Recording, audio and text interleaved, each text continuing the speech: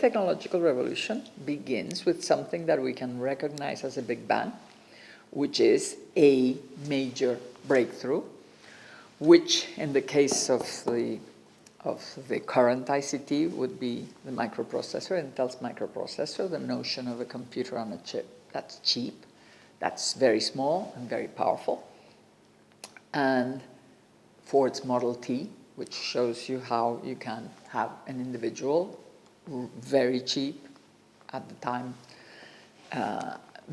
personal vehicle. Before that, automobiles, of course, had been around for 20, 30 years, but for ambassadors and military guys and, only the president and so on, and they were made one by one and had nothing to do. So when you have a mass-produced, cheaper thing, that's a big breakthrough. It's cheap, and so was the chip. So you first have a Big Bang. Then you have a short period of very slow diffusion of the new technological revolution, and that is the beginning of the installation period, which I call the Irruption period.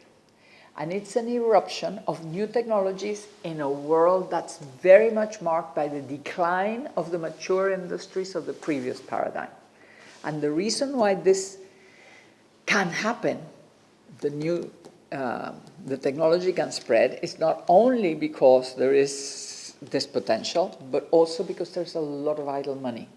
Because in every technological revolution, once the technology is mature, they continue to produce money, but they cannot produce innovation. So they don't produce investment opportunities. And generally, they reach saturated markets, so they can't expand either. So all that money is running around. And then these nuts, who are the innovators, come around and start looking for money. And somebody is going to start giving them, and then you start seeing it and so on. So that period of eruption is a period of learning. It's a period very difficult, attempting to demolish. Finance marries the entrepreneurs.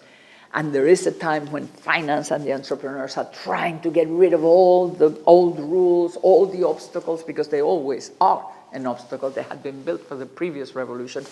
And almost every revolution answers the limits of the previous.